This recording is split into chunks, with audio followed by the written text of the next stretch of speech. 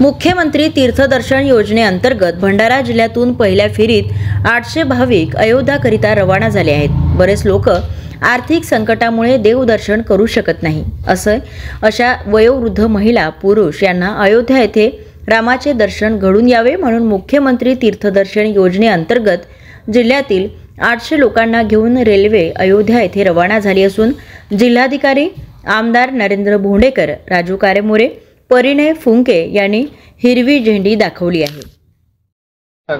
भंडारा जिल्ह्यातून आपल्या भाविकांची पहिली रेल्वे गाडी या ठिकाणी जात आहे आणि 850 लाभार्थी निवृत्त लाभार्थी दर्शनासाठी या ट्रेनच्या माध्यमातून जात आहेत आणि काशी विश्वेश्वर आणि अयोध्या दोन्ही श्रद्धास्थानांना त्यांना भेट देण्याची चांगली संधी उपलब्ध होते आणि त्यानिमित्त सर्व वृद्धांनी या ठिकाणी समाधान व्यक्त केले।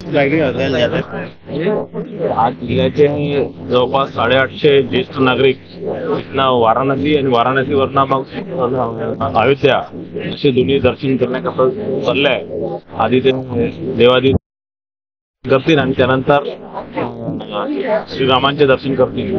निश्चितच या पूर्ण संपूर्ण जिल्ह्यात एक आनंदाचं वातावरण आहे। एक फार चांगलं कार्य या माध्यमातून राज्य सरकारने केलंय, महायुतीच्या सरकारने केलेलं आहे आणि लोक जे आज मी सगळ्या लोकांना भेटलो, त्याच्या नागरिकांना भेटलो, ज्येष्ठ नागरिकांना भेटलो, सगळे भरभरून आशीर्वाद देत आहे आणि ते फार आनंदी आहे।